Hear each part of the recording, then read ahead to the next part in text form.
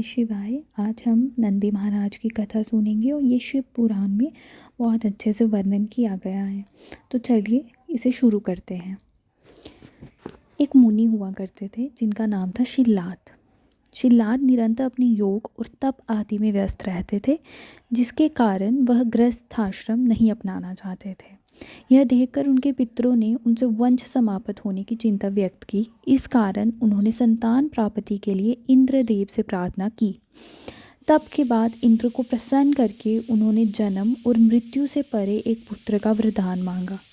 इंद्र ने इस वरदान पर असमर्थता जताई और उनसे भगवान शिव को प्रसन्न करने के लिए कहा, जिसके पश्चात शिल्लाद मुनि ने कठिन तप कर भगवान शिव को प्रसन्न किया और उनके ही जैसे एक मृत्युहीन और अलौकिक पुत्र की कामना की। भगवान शिव ने मुनि को स्वयं पुत्र के रूप में जन्म लेने का वर दिया। थोड़े समय पश्चात जब शिल्लाद मुनि हल जोत रहे थे, तब उन्हें वहाँ एक बालक मिला।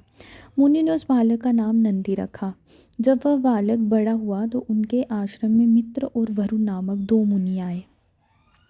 नंदी ने इन दोनों मुनियों की खूब सेवा की। दोनों ऋषियों जब आश्रम से जाने लगे तो उन्होंने शिल्लाद मुनि को तो दीर्घायु रहने का आशीर्वाद दिया, किंतु नंदी को यह आशीर्वाद नहीं दिया। जब शिल्लाद मुनि ने इस संदर्भ में मुनिवरों से पूछा तो उन्होंने कहा कि हम यह आशीर्वाद नहीं दे सकते क्योंकि तुम्हारा पुत्र अल्पायु है। ऋषियों के इन वचनों को सुनकर शिल्लाद मुनि चिंतित रहने लगे। उनके पुत्र नंदी से उनकी यह चिंता नहीं देखी गई।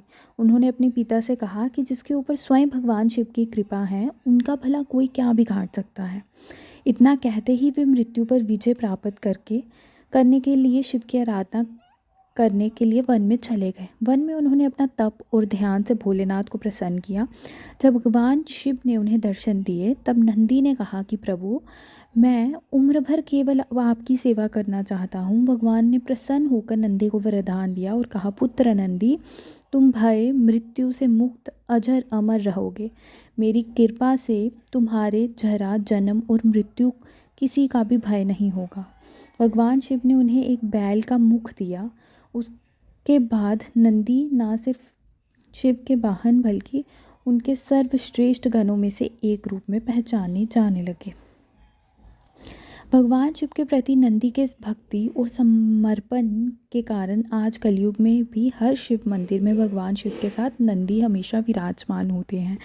तो ये थी शिव जी और नंदी की कहानी, जो शिव पुराण में बहुत अच्छे से उल्लेखित की गई है। तो आप भी जब भी पूजा करें शिव जी की, तो उनके साथ पहले नंदी की पूजा ज़रूर करें।